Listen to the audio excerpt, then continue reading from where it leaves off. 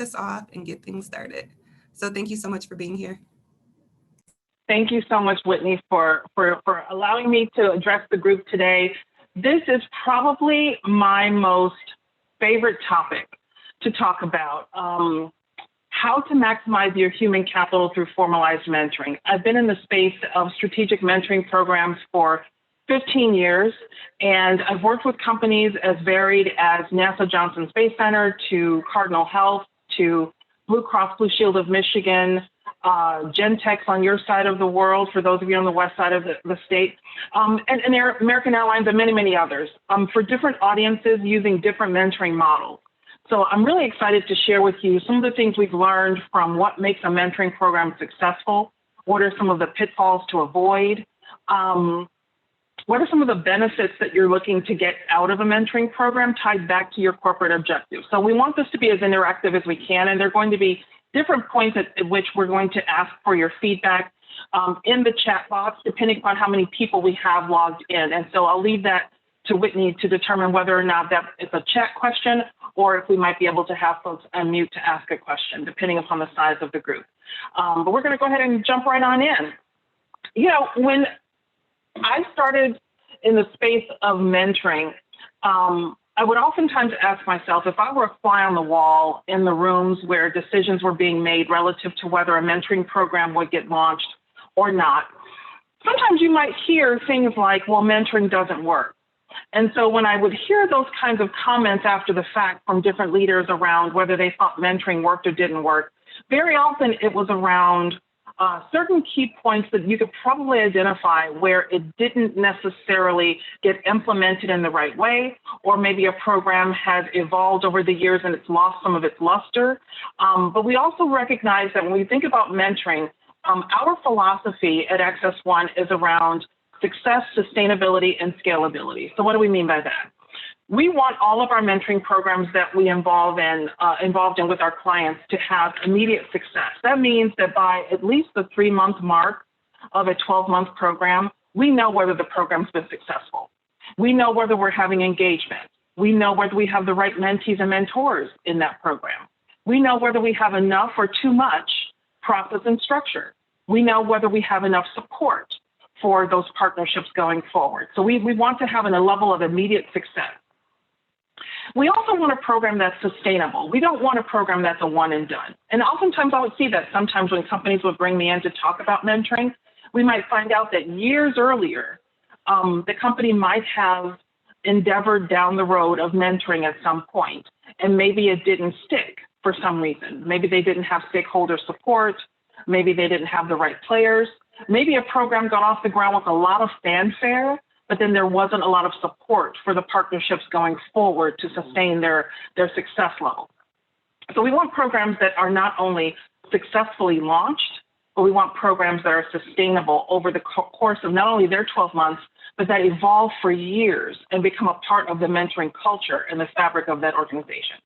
We also want programs that are scalable. Now, that might mean many times mentoring programs start in a grassroots effort. You know, there's maybe a division or two that might spearhead a program. There might be, maybe it's just North America where the mentoring program exists, but it's a global organization. And ultimately, the plan is to scale it out across the entire footprint of the organization. That happened with Pitney Bowes. When we started working with Pitney in 2010, it was specific to North America. And I think it was just 3 divisions that were spearheading that effort because they wanted a mentoring program so badly. That went on for 2 years.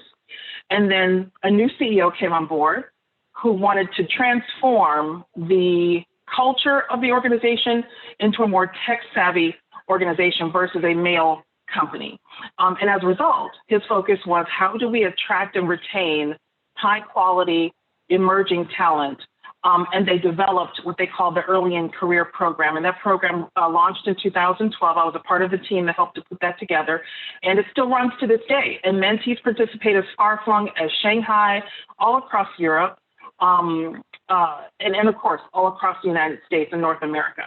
It's been a wonderful implementation. So as the program has moved from a North American program Now we've evolved the program to focus on early and career professionals at a global level.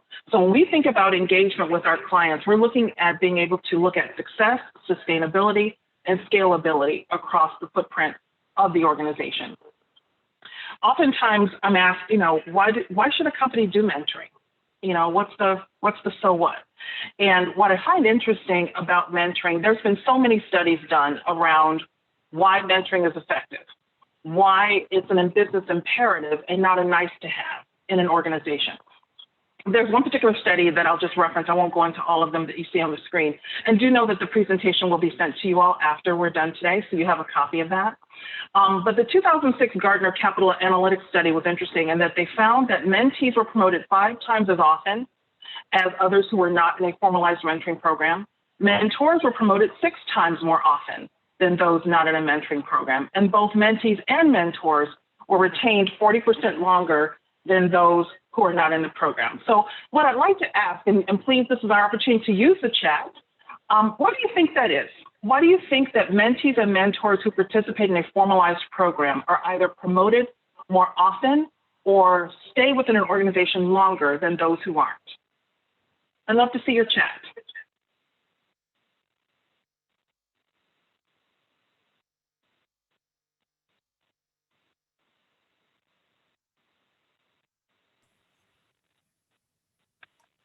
And I'll have you monitor, Whitney.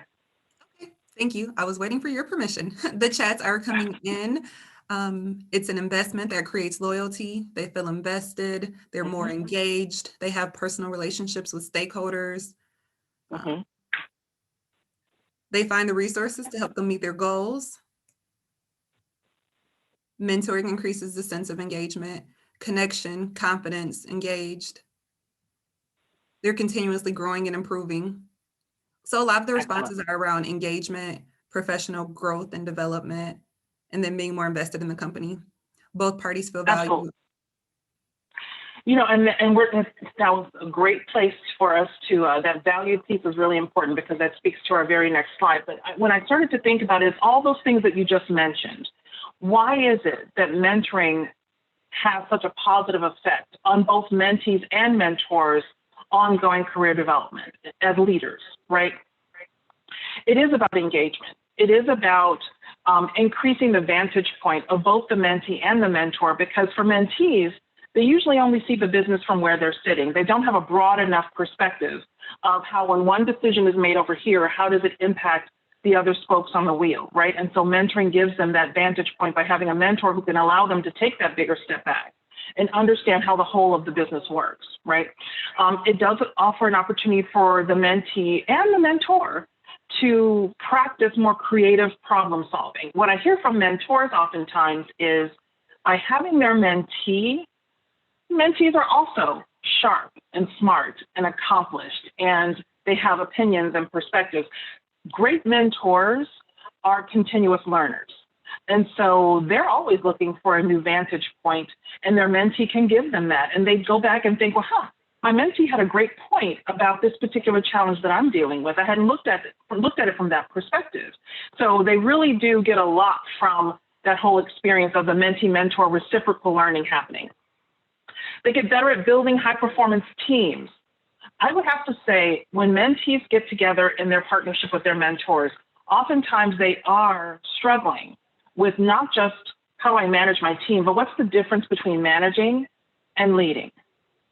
Two totally different things. And so when I sit down with many mentees and you ask them how many people are interested, how many people have direct reports, many of them will raise their hand. If you ask them, how many of you aspire to leadership, senior leadership, many of them will raise their hand. And then when I ask the next question, how many of you are terrified at the notion as to what that means? Almost all of them raise their hand, because the notion of leading and managing are very different. And so they want to be the type of leader that their team members not just respect, but they can learn from and that they can grow from. And so I think it's really important when we think about why mentoring, that we're tying back to bigger components that it seems like many of you have already connected to. Someone mentioned value. When we talk about value, everyone's familiar with the Great Place to Work Institute. all the lists that they put out, great place for millennials to work, great place for women to work, and so forth. Well, the Great Place to Work Institute did their own look into how mentoring ties directly back to the bottom line for organizations. And one of the things they found was that mentoring helps to demonstrate a level of value to employees. Employees feel more valued when they are being selected for a mentoring program. It also helps to then foster a higher level of trust between employees and organization. And at some other point in time, I think there needs to be another whole session on what high trust looks like in the corporate environment. We talk a lot about it, but high trust between employee and their boss, and employee and their peers, and employee and the company, that's what really allows people to take the hill for you when they feel that they have a high level of trust. So mentoring helps to foster that high level of trust between employees and organizations. That trust then translates into a higher level of cooperation, which then leads to a higher level of productivity and profitability at the employee level. So ultimately, those same companies that are on those best places to work lists that are considered the top 100 companies in America, mentoring is an integral part of their toolkit. So it can be said that mentoring has a direct tie to the bottom line profitability and shareholder value for those organizations. So when you think about benefits, what I know for sure is that mentoring changes lives and it changes careers, and ultimately it changes corporate cultures. So I'd love to ask the question from those of you who are on the call with you, when you think about what you would hope mentoring to provide to your organization, what are some of the benefits, whether you see them on the screen or not, what are some of the benefits that you would hope mentoring to provide to you and your organization going forward? If you had your wish list, what do you hope it will solve or provide for you? And please use our chat. Retention and engagement. Okay. Retention and knowledge transfer. Engaged employees. Better cross-functional work. Sense of loyalty, resilience, confidence in the mentee and the mentor. Community engagement. Stronger growth culture. Career laddering. Moral values, alignment with career pathing.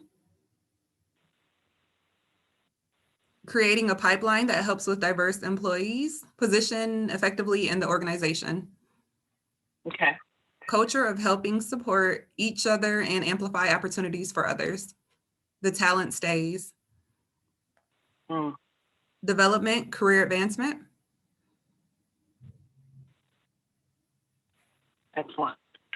So when we think about what makes mentoring so sought after in top organizations, it's all of those things you mentioned and more. What I hear most often are things like knowledge transfer, strengthening the bench, succession planning. So when we think about transferring knowledge, one of the most direct benefits of a mentoring program is taking knowledge at a higher level in the organization and bringing it down a few levels within the company to the mentees, those things that can't be taught in a classroom, right? It's the things that are part of our intellectual capital that we keep in our brain. And in some companies, I've been talking to many organizations where anywhere from 30 to 60% of their senior leaders are poised to retire in the next 2 to 5 years. And it's how do we capture all of that intellectual capital that's going to walk out the door with those individuals when they leave. And mentoring is a great tool to bring that knowledge down throughout the organization. So in fact, it's even been said that 6 months to 12 months before someone actually retires and leaves, that they start to mentally disconnect. And mentoring is a great way to help stay connected, stay engaged, bring those learnings to the forefront so they can come down into the other levels of the organization. Someone mentioned about retention. As you're going out into the community and you're interviewing and you're filling positions and you are rounding out your talent pool, I'm sure that as you start to identify high-performing talent, they're asking, what are the ways that I'm going to be developed? What other tools do you have for me to grow in my roles and responsibilities? And mentoring is a tool of development for those individuals. So they're coming to the table already asking those questions. Those of you in talent acquisition, I'm sure, you're hearing many of those requests as well. So it definitely helps to attract and retain great talent. Mentees who are in a mentoring program are more connected to their organization. They're more connected to their management. They better understand the larger, far-reaching strategic objectives of the organization through that mentoring partnership, because the mentor does allow them to take a bigger step back and understand how the whole of the organization works. I do work with a large automotive company here in Southeast Michigan, and I was interviewing one of the mentors a couple of years ago, and he said, you know, we need to do a better job of preparing our young leaders to understand the business. That means that they need to have a leadership curriculum, if you will. Do they know what the numbers mean when we report out to the investment community? Do they have a sense of what all of the divisions do within our business? Do they understand how those divisions drive revenue and what impacts their bottom line? Do they understand about the supplier costs and so forth? And so when you think about the ongoing education and strengthening the bench and attracting and retaining talent, part of that means, are we preparing them to learn at a deeper level about the whole of the business? Innovation and diversity of thought is also a key one. As someone mentioned about kind of increasing our pipeline, particularly those of diverse backgrounds, it can't be overstated, the notion of innovation being directly tied to diversity of thought and experiences. And innovation's been a big buzzword in the last several years at least, but you really truly can't have innovation without diversity of thought and experiences. That means, are we bringing together people who ordinarily wouldn't find each other? People of different backgrounds, different experiences, different upbringing, different educational backgrounds, different generations, different genders, different ethnicities. When you bring that diversity around the table, that's where innovative, rich conversations happen. And that's where more creative problem solving around not just your problems today get challenged and handled, but the problems of tomorrow and anticipating what the problems of tomorrow might be. So how do we do that in a mentoring program? First, we select people for the program who they themselves are diverse in nature. And by diverse, we simply mean all the ways that we're different, all the ways that we bring those differences to the table, those different perspectives, those different backgrounds. Are we bringing them together for mutual learning? Are we bringing them together so that their different perspectives offer richer conversations, offer challenging conversations so that both the mentee and the mentor can learn, that ultimately we can break down those unconscious biases and we can break down those silos that oftentimes exist within organizations. So some of the benefits, there are many of a mentoring program. These are just a handful of those that we have heard and seen from our clients that really make the difference as to why they're implementing a mentoring program. I'll pause here and just ask any questions of the group. And I'm not sure from a numbers standpoint, Whitney, can we do a live chat, or is it simply just typing right now? We have 54 participants currently on the participating via Zoom. I think we could do the unmute your microphone and video. Okay. And then if we start stumbling over each other, we'll go back to the chat option, because there aren't very many questions coming in right now. So I think the live questions could work for now. Gotcha. Anyone else have a question that we can listen to live? I'll jump. I have a question. I'll put my camera on. Hi, this is Amber from Live Communities. I was kind of curious. Hi, everybody. I was kind of curious when it comes to the mentoring programs, when you look at just different levels within the organization. We have the vast majority of our population is entry-level hourly team members. Do they get the same benefit as people who might be in maybe higher level roles might get from a mentoring program? It depends. And I say that because we do have some organizations. Well, let me back up, because we're going to get to that in just a moment as to the different models of mentoring and when they might apply. But just on the outset, we can tee it up even further and we can get into more detail when we get to that slide. Oftentimes, one-to-one mentoring is what people are most comfortable with. That's what they know. One mentee to one mentor. And that's usually going to be designated for your high potential, high performing individuals, whether they're formally designated that way or not. But for those hourly employees or the employees that may not necessarily be that high performing group right now, but you want to give them an opportunity for growth, then there are self-directed tools as well, which we call like mentoring for the masses, where you can give tools to people to go out and seek and find their own mentors, but also it helps them to know what to do with that partnership once they have them. So we'll get to that in just a moment, but good question. Thank you. Okay, thanks. Anyone else? I have a question. This is Emily Babson from Mary Free Bed.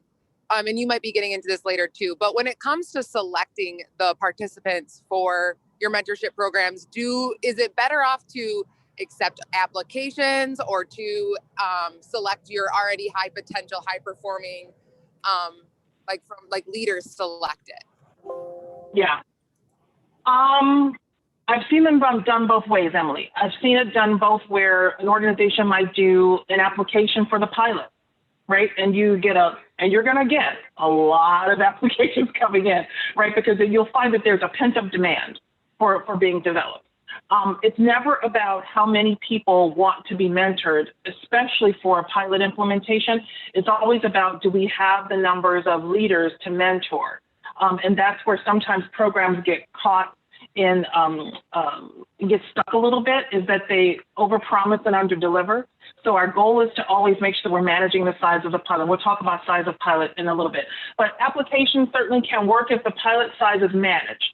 I think that for a pilot, you're better off hand selecting those individuals who you want to be in as mentees and frankly as mentors, right?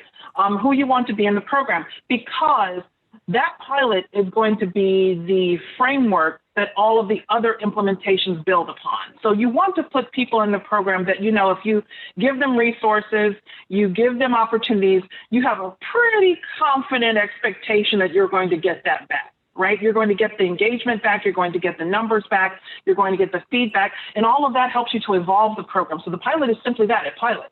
It is the framework that we then build upon to evolve the program over time. So I oftentimes will suggest hand selecting your first pilot and then opening up an application process thereafter, right? But everything, again, hinges on the mentor pool. So I hate to say it depends, but it does kind of depend on what's happening within your organization and what your leadership pool looks like from a mentoring perspective. Anyone else? There are no questions in the chat. Excellent. Okay. People may still be processing though. There's no question. You know what? And if there's another question that you have from 2 slides ago, don't hesitate to, I think there's a raise hand function, or if you want to text your question, feel free to do that. We want this as interactive as possible. So if mentoring is so great, then why does it fail sometimes, right? So when we think about some of the reasons and rationale, I did a program. In fact, when I did the first program at Pitney in 2010, I interviewed their senior leaders who were coming in as mentors. And what I found was, I'd say at least 2/3 of them had participated in a program, in a mentoring program within Pitney 8 years earlier that no one knew about. No one within the current HR, diversity, talent management team had been there long enough to know the history of this program, or that the program even existed. So one of the things I started to ferret out from these conversations with the mentors was, what were some of the issues at play as to why it didn't last? They said it was a big fanfare, big launch, and then nothing else really kind of happened. What we find is what makes partnerships fail, what makes the program suffer, are things like, do we have the right people in the seats, right? We help companies with identifying and selecting who are the mentees you want to place in that program? Who are the mentors you want to place in the program? Everything from tenure to performance review to levels and job bands to desire for what they want to get out of that process. All of that helps you to determine, do we have the right people on the right bus in the right seat, right? You oftentimes find out that mentees and mentors weren't given the right tools to be successful. They weren't properly trained. They didn't necessarily have the right process in place to get themselves off the ground, or they didn't have the right support after they launched to keep them going in their partnership.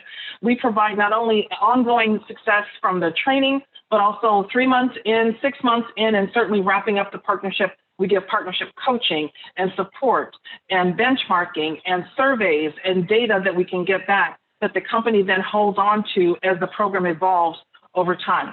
Sometimes we find out that the matching wasn't done for the right reasons. And sometimes people are brought together for the wrong reasons. And I'll give you an example. there was a CEO of a large health system, and he was a mentor in the program. Now, I normally don't include the CEO as the mentor in any program because everybody reports to the CEO. So we try to protect reporting hierarchy for the sake of the mentee being able to share the sensitive things they ordinarily wouldn't share with their senior leaders. But this particular CEO was also the chief diversity officer, so he had a dual role. And he wanted to make sure that he was giving opportunities to professionals of color and to women for increased levels of visibility and exposure. So he wanted to be a mentor in the program. And when I interviewed him and started to ask the question, the types of mentees that he would want, and he said, well, you know, let me tell you who I don't want. I don't want the A player. And everybody is going to tell you different. Everyone's going to tell you that I should be matched with the rock star mentee, the one who's going to be me one day, right, in my role. And he goes, that is exactly the person I don't want, because that person is a foregone conclusion. And I never forgot that conversation. He said, they're going to be successful whether I get involved or not. I want the person who might be a B player right now, who with the right engagement and involvement can get to become an A player. And they need the level of visibility, and they need more exposure, and they need more advocacy.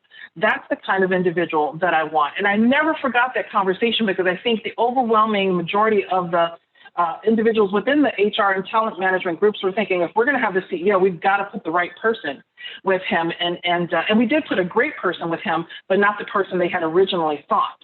And it worked out perfectly. And there was a lot of learning for that mentor, also for that CEO, to see the world through the eyes of his mentee in a way that he never would get in his own direct reports. So that was a really interesting. So sometimes matching, we bring together interesting matches, diverse matches, challenging matches, people who ordinarily wouldn't find each other, so that they have an opportunity for richer conversations and mutual learning between all of them. Sometimes you find that people were left on their own without any support, you know, and they didn't know what to do in their partnership. They didn't know what the roles were. They didn't know what the next steps were. They didn't know how to really maximize their conversations or offer discussion points. So there's a lot of different things that can lead to why a mentoring partnership and or program fails. But we want to make sure that when we think about what those things are, we back them up with the success factors. So these are some of the things that we have identified that make a program successful. It starts first with, do you have senior leadership visibility? Are your senior leaders participating? Are they your stakeholders? Are they your internal cheerleaders? Talking about your program, advocating for development for your organization's talent. That's where it usually starts. Are we aligned to the organization's objectives around talent management and talent development and diversity and inclusion? What I find with diversity and inclusion, I'd say 2/3 of all mentoring programs that I've been a part of in the last 15 years have started because a diversity and inclusion professional began down that path of saying, we need mentoring. We need to make sure that as we select mentees and mentors, we're selecting other individuals who've been historically disadvantaged in the corporate environment so that we can provide that diversity inherent in the participants themselves, right? And so those things have to be a part of it. But ultimately, it's process and structure that really breeds the success of the partnership, and no one appreciates process and structure more than your mentors. They are the first people who will tell you, wow, I love the rigor of this program. I love the framework, but I also love the fact that it gives me the opportunity to make the partnership what it needs to be for me and my mentee. But we've got that foundation of structure to fall back on. One thing I realized about working with a lot of great leaders, I've interviewed over 8,000 or 9,000 individuals around the world in different industries, different functions on almost every continent. And one of the things I realized about mentors, aside from being fascinating and accomplished and smart and all of that, they really like to be successful at what they put their hands to, right? And so because of that, the process and structure gives them a higher level of probability that they're going to be successful in their mentoring partnership and that they're going to be able to support their mentee in the best way possible, giving the mentee what they're looking for and not necessarily a feather in their cap as a mentor, but is the mentee growing? Is the mentee walking away with their expectations met regarding their own development and regarding this partnership? So when we think about it, we're linking the program to the larger goals and objectives of the organization. We're helping you to select the right audiences Typically, a pilot is anywhere between 25 to 40 partnerships or pairs. I've seen them done less. I've seen them done more. They both have pros and cons, right? Any less, and you don't have necessarily a statistical measure that impacts the success of the program. Any more, and sometimes the program becomes unwieldy, and so it's hard to kind of corral everyone together to get what you need done. Voluntary participation is key. Every mentee and every mentor needs to be in the seat because they want to be in the seat, not because their manager told them to be in the seat or the CEO strongly encouraged that they participate as a mentor, right? We want people there because they want to learn, that they want to give, that they want to provide counsel. That makes for the strongest partnerships. When we interview and match, we're incorporating the company's leadership competency model if they have one. If they don't have one, we bring our own general leadership competency model to the table to help mentees identify what are the skills and competencies I want to grow in. Where are the focuses? Where do I see myself 1, 3, 5 years down the road? Maybe the position that they'd like to have doesn't yet exist. We live in a world now where things move so quickly that they have to be flexible and adaptable to how the market changes and how the industry changes. We provide training for both mentees and mentors to not only get off the ground strong, but also to provide partnership support and coaching throughout the course of their 12 months. And then, of course, we help that team with communicating out the advantages of the program, the data of the program, providing all of the project planning, and then helping you to evaluate those partnerships in that program year on an ongoing basis. So these are some of the things that really help to support success in a mentoring program. I'll pause here for some questions on some of the things that you've seen as been successful or that are most interesting to you relative to a mentoring program. So the question Anyone? is, what have you seen? What's been successful for you? Could you repeat the question? Sure. What have you seen that's been successful relative to mentoring that you've personally experienced in your organization, and or what are some of the things that are of most interest when you think about implementing a program, an impending program? What do you think that you're most interested in, or that's the biggest component that needs to work well in order for your organization and culture to make mentoring work? Hi, Michelle. This is Kim McLaughlin from Wolverine Building Group. I have a question around confidentiality. So creating that environment around trust and vulnerability, like what are some suggestions that you have around confidentiality for those participating, probably more so the mentees in a program? Yeah. Confidentiality, and we talk about it on every level with mentees and mentors, from the time we interview them to certainly during the orientation and launch and throughout. Confidentiality is sacrosanct in a mentoring program. It is absolutely the fundamental cornerstone of the success of the mentoring partnership. And frankly, it's one of the ways that makes it different than working with an internal coach or working with your direct boss. Confidentiality is critical. That means that everything the mentee shares, everything the mentor shares with each other stays in the strictest of confidence, not only during the 12 months that they're together, but even after the formal partnership ends. And I tell people, liken it to doctor-patient privilege, right? You go into a doctor and you sign HIPAA papers, right, for privacy protection. And what that means is no one can get the data or the information from your visits without your permission. So a mentor can't have a chat with their colleague at lunch around your last mentoring meeting where you shared sensitive information around, your career and your boss or whatever it was that you're talking about without your permission. And similarly with the mentee, they can't do the same with the mentor's information. So it is a critical part of the mentoring partnership. However, I do encourage mentees that at least on a quarterly basis, they go back to their direct line boss and say, hey, I'd love to give you in our next one-on-one an update as to what I'm learning in my mentoring partnership and get your opinion as to whether you're seeing the same kinds of development in me that I'm experiencing in this partnership. And it's a great way to incorporate your boss so that they don't feel on the outside of the mentoring partnership, but we don't want it to also feel like you've got another direct report or direct reporting boss either.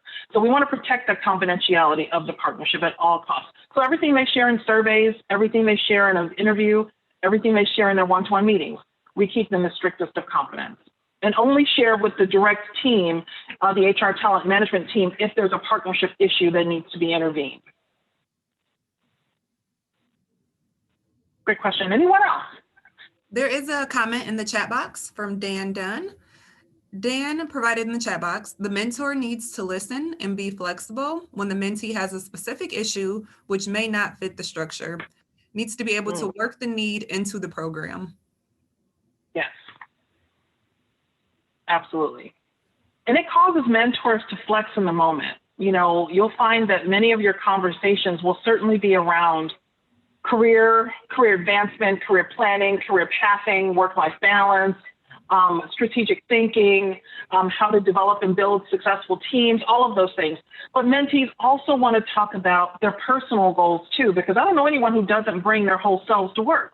I think people think they keep a nice line between their personal life and their professional life, but everyone brings their whole selves to work. And so when you're a mentor, some mentors really love learning about their mentees' personal goals as well as their professional goals so that they can be in alignment together. And some mentors really, really love doing that with their mentees. Any other questions?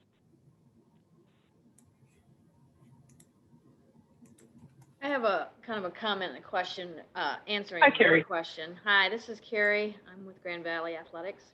One of the best experiences I had is one of the first conversations was we did an inventory of where I was, what I had touched already within the organization, and what I thought I needed to touch.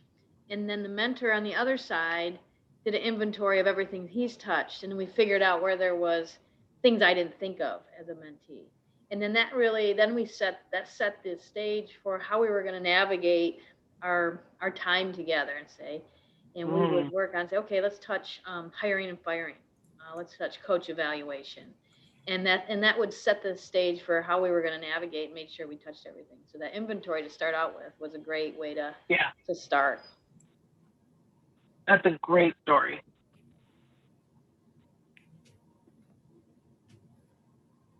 I think you went on mute, Carrie. We might have lost the last part of your conversation.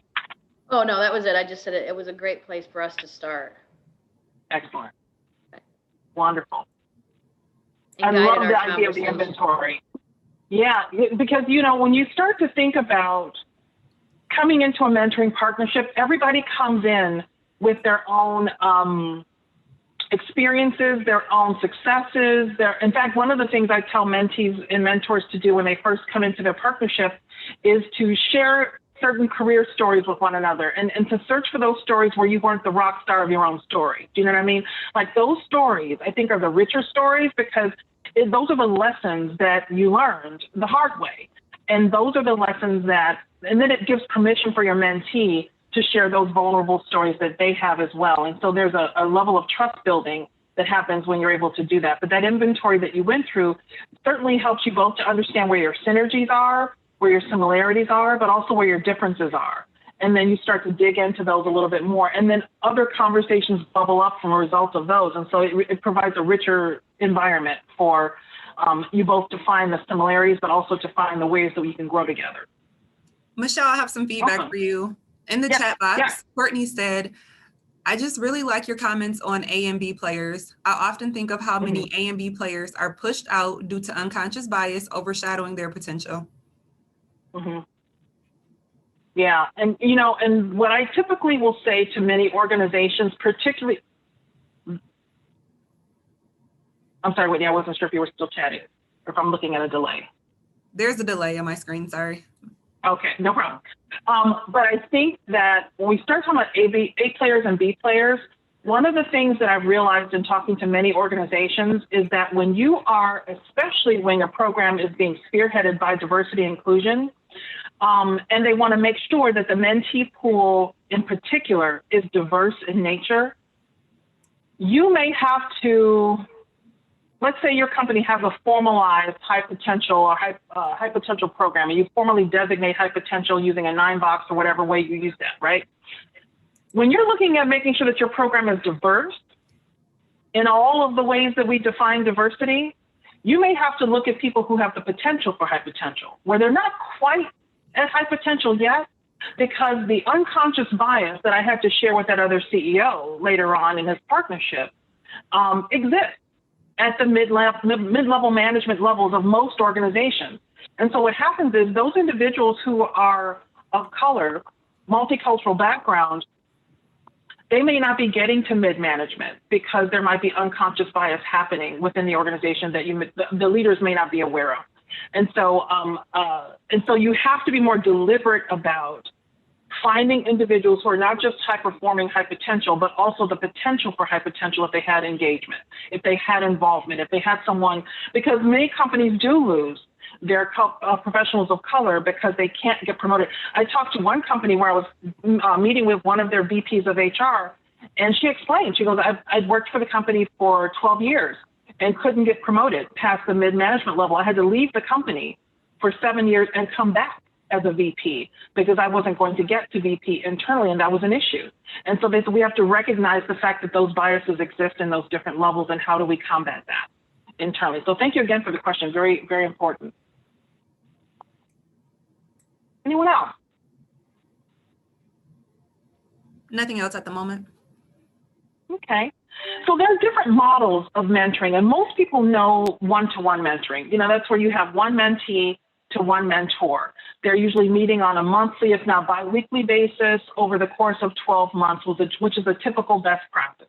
We talked about the pilot size being somewhere between 25 and 40 pairs, usually identified for your high potential, high performing talent populations, or again, those potential for high potential.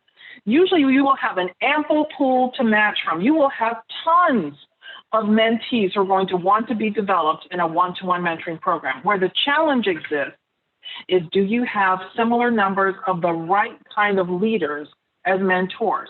Knowing that someone's title doesn't necessarily qualify them as a mentor, right? So we help with that process of selection. It's the most high touch of the different mentoring models, of the fact that it takes involvement and engagement and intercession from a company like myself or the team internally at the organization. Group mentoring is not done as much. It's not as prevalent because it's more complex to put together. A group mentoring program, usually you have to not only bring together a group of people who want to be mentored, but then they also have to be put in groups where they have similar challenges, issues, developmental needs, and so forth. And so there's a lot of different boxes to check to get that group to the same level of learning where they can benefit as a group, right? But it works in corporations where you have a smaller senior leadership pool and you don't have enough leaders to really meet the needs of people who need it. I'll give you an example. Blue Cross Blue Shield of Michigan called me back in 2012, and I've been working with them since 2005. And they wanted to launch a program that was spearheaded by their diversity and inclusion department, but to make sure that they were giving a lot more deliberate focus to making sure professionals of color were getting developed. But we don't have the senior leadership in numbers that can mentor. So we did a hybrid of a group/peer/one-to-one mentoring program that's been in place ever since 2012. And so sometimes group mentoring works well in a hybrid format, depending upon what your organization is trying to accomplish. For those smaller to even large size organizations, self-directed mentoring works well also. This is what we tend to call mentoring for the masses, right? We don't necessarily want oversight over these partnerships. We may not have the L&D staff or the HR staff to monitor these partnerships, but we want to give mentoring to anyone who wants and needs it.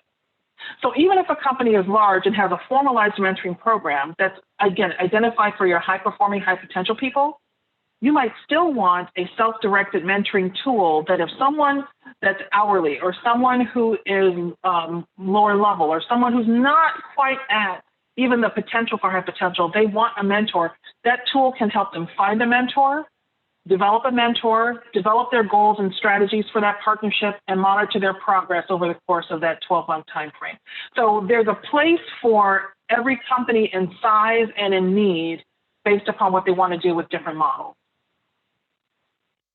And I'll pause there for any questions.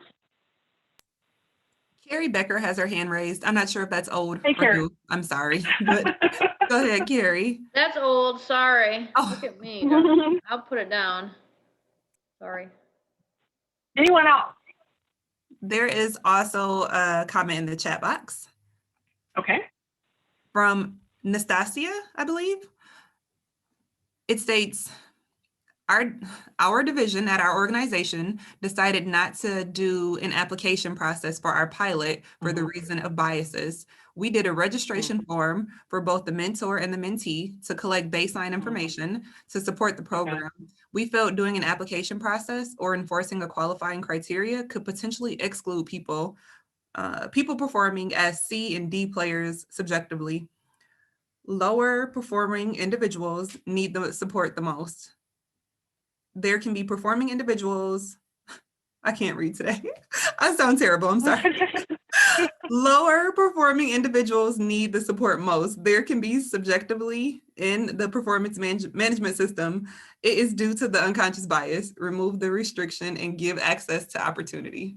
Sorry for slaughtering your comment, Nastasia. That's all right. Nastasia, are you on? Can you hear? Can you unmute? Provide a little more context to your question. Yeah, no, it was not necessarily a question, and I do apologize. I'm going to transfer my camera on, but I'm having delays in the system, which may cause some technical issues, so I definitely will try. Our organization just started, not our organization, but a division in our organization just started developing programs around diverse candidates. And to your point of diversity can be a number of different things. So in that, we was like, how do we create a pipeline to be able to position people of color? Because we don't have enough people of color in our leadership space. And so trying to get to a place that we're creating a pipeline and doing some mentor matching. And so what we found was you were spot on in terms of like different policies and subjectivity within the performance management system that we have been revising within our organizations, because there has been some issues in that area that has already subjected some of those individuals to a space of being not high performers or lower performers, which then when we create the mentor programs, we start putting criterias around it and say, well, they can't be a part of the program unless these criterias are met. And so when you start compounding some of those qualifications, it causes more barriers in the systems in which you're trying to break. And so with that was a little bit of my comment and a little bit of the intent around my comment is because to get to a place that we're opening access and opportunity for everyone, regardless of the circumstances. Yeah. And I think that for those, I mean, we're not going to get around the fact that, you know, one-to-one mentoring in particular, and perhaps even group mentoring, depending upon the makeup of what the intention is, they usually are designated for your hypo, your high performing, your potential for high potential, right? But those folks who they're just starting in this process, or they're not performing at the level where they should be. That kind of mentoring engagement of self-directed might be a tool that could be useful, because my husband and I, we talk a lot about, wow, what would have happened? You know, I'm of the age now where I have grown-up children, right? So now my grown-up children have careers. And so we think to ourselves, and both of their companies gave them mentors from day one. And I thought, wow, what would it have been like if I would have had a mentor from the very first day I started? And with each level I got to, I had a different mentor that helped me deal with the different challenges at that different level or that different job. I think that sometimes there needs to be a focus on leaders aren't born, they're made. And that means, are we doing what we need to do to prepare them for the right levels of leadership? Are we doing what we need to do to give them the tools to find those that can help them get to a higher level of performance that then opens the door for more opportunities down the road? But it's a step 1, step 2, step 3. You can't just leapfrog right to that thing. That some people need to just get that steady growth and opportunity that they just can't see at where they are right now, right? You just can't see beyond where you're sitting. And a mentor helps you do that. Absolutely. Thank you. Anyone else?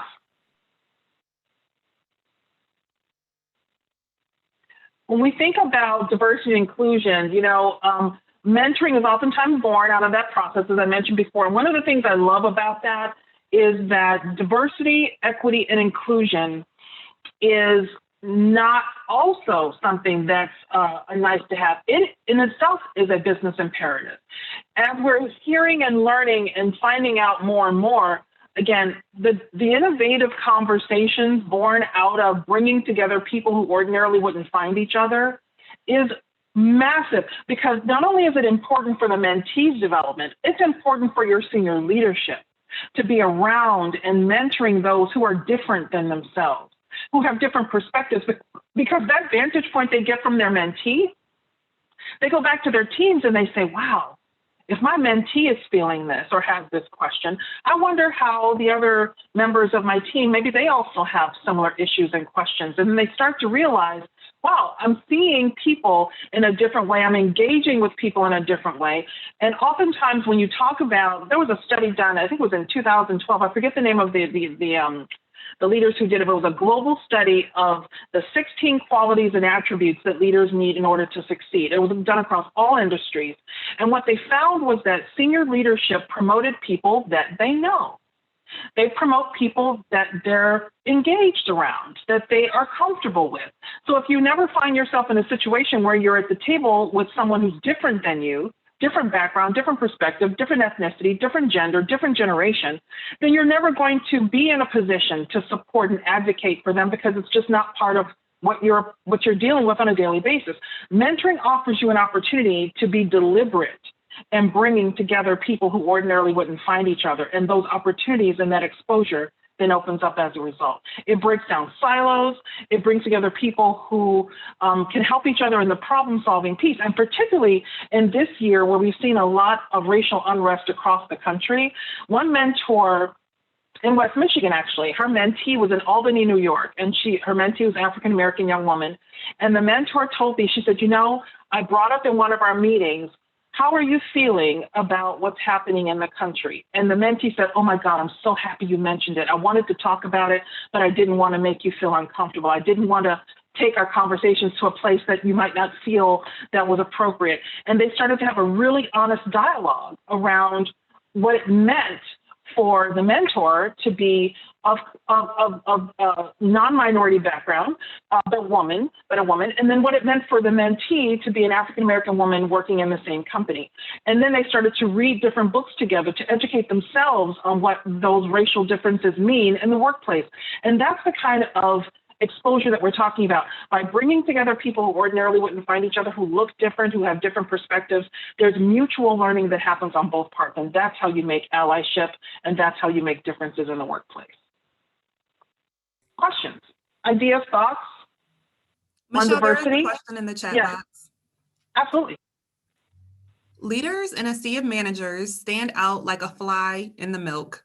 How do you engage current leaders in this model to reframe their thinking to create a fertile ground for this new style of leadership when they may, in fact, feel threatened by it? Okay, I think I need the question reframed. Whose question was that? That question was sent to me in a direct message, so I am going to share it here for your review, just in case the person is not comfortable with their name being attached to the question. No, it's fine, Whitney. I can. Okay. Thank you, Trina. Yep. Hi, Michelle. This is Trina. What I'm asking is, hi, very often people who have leadership qualifications stand out and are viewed negatively by people who are used to a traditional management style, command and control, etc. So how do you engage the current leaders of the organization? Many of them have also been ingrained in that command and control style. And to your previous point, tend to grow and promote people who are like them. So how do you get those folks who are already in the seat to start to transition thinking to create fertile soil for this new breed of leader, if you will?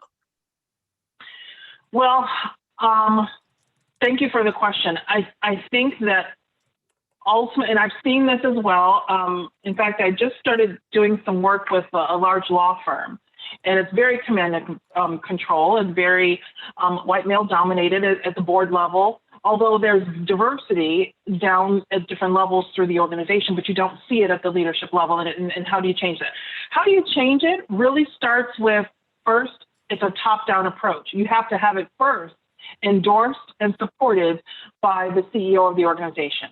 Then you have to have the senior most level stakeholders, whether that's the executive leadership team and or the corporate board, also create a difference in corporate culture, because you're not going to be able to change that command and control style of management to a more inclusive leadership environment without the buy-in and the support of the senior most leaders of the organization and a complete shift in the inclusive culture of an organization. That takes time.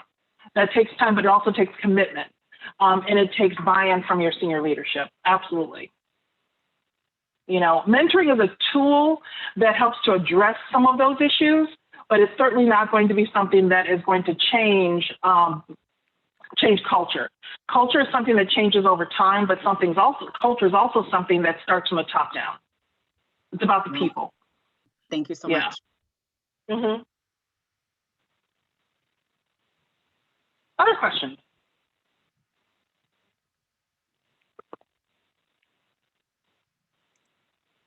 There's nothing in the chat. There are no hands raised. There may be someone themselves to ask a question. Well, what we know about mentoring is that it's not a silver bullet. It's not something that can come in and solve every problem in an organization, but it's a very, very useful and it's a proven tool used by companies who want to be the best in class of where they are, whatever that means, right? Whether that's a formal designation, as many companies do, they want to be designated as best in class or best places to work. And in order to do that, mentoring is usually a non-negotiable part of that process, right? So many organizations have mentoring in place so they can maintain that status of best in class, so they can continue to attract and retain the best talent. It's a tool that certainly evolves with your culture. It's something that certainly makes you more competitive in the marketplace, helps you attract and retain great talent. It makes you responsive to the business challenges, because one of the things I realized about what makes mentoring great, when you bring together people who ordinarily wouldn't find each other, and now they're challenged with coming up with new and interesting and innovative ways of solving today's business challenges. What you find is that they also bring all of their background, their uniqueness to that conversation, which helps them solve the problems you don't even see coming yet. They're the people who help you see around the corner to what the next level problems might be.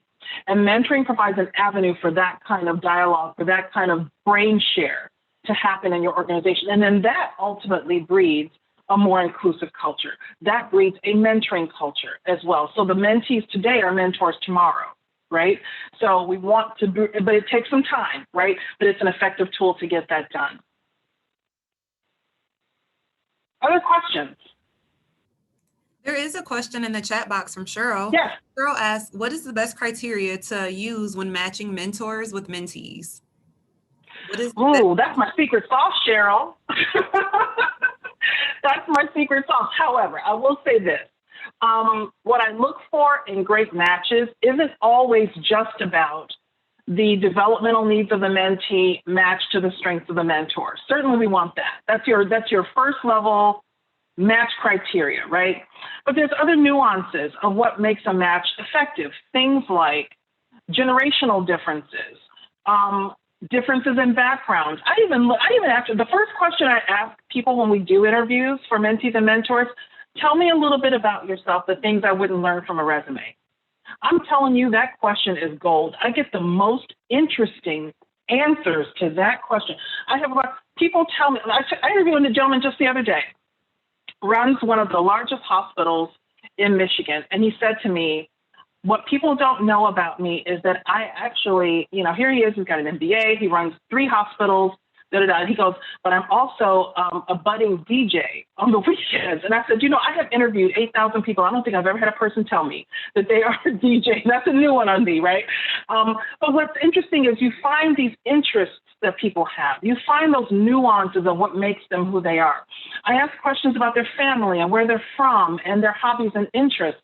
You may not think that those things are relevant to how they show up as a professional, but it is exactly relevant. When you can find out how someone grew up, what were their struggles, what were their challenges, why did they decide to go to this school versus that school, how did they come to their particular field of interest? Was it deliberate because their parents were in that field, which I oftentimes see, Or was it completely and totally by happenstance? One of the highest level executives at Blue Cross Blue Shield, she told me, I got into healthcare because my last semester at U of M, I ran out of money and a healthcare company was hiring. So I took a job there to pay for my last semester. She's now one of the highest ranking executives in the entire organization. She goes, it was totally and completely by happenstance.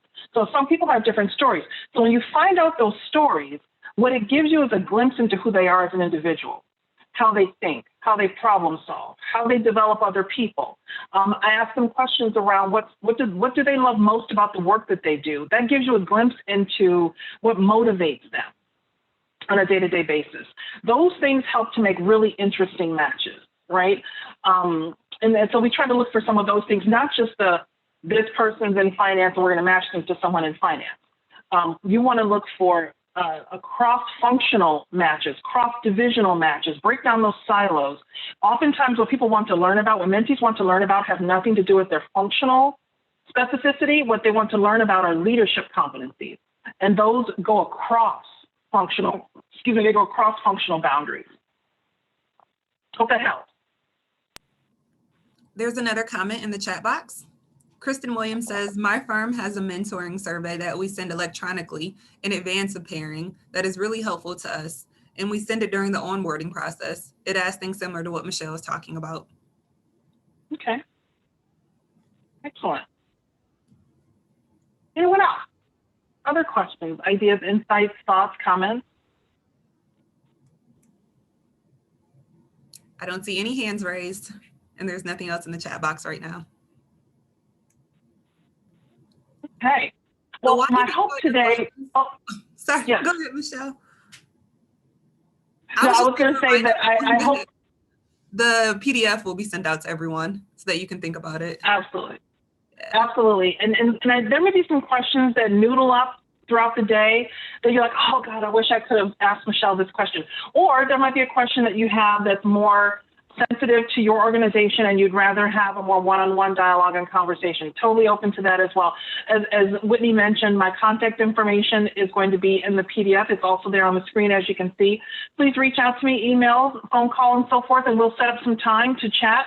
I'd love to talk with you about what your organizations are doing relative to mentoring, whether it's starting a new mentoring program or revamping an existing program, or offering tools for those who might want to give mentoring to, but not necessarily have a more hands-on, high-touch program with a ton of oversight. There's many different options and many different models that are available for you to use and to incorporate into your organization, and we're poised and ready to help you with that. So I appreciate you making the time this morning, and looking forward to talking with many of you in the coming weeks and months.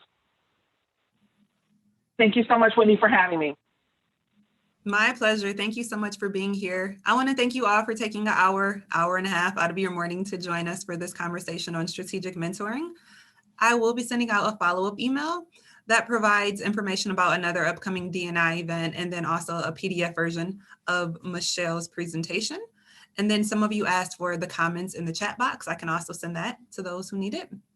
If you have any questions today, tomorrow, throughout the rest of the week, feel free to reach out to either Michelle or I or both of us, whoever can meet your needs. And I just want to thank you all for being here and to let you know that we have more events planned for 2021. So I look forward to staying connected with you all through these D&I roundtables / leadership development events that Talent 2025 offers. So thank you so much. And that is it. And happy holidays, everyone. Yeah. Thank you. Thank you.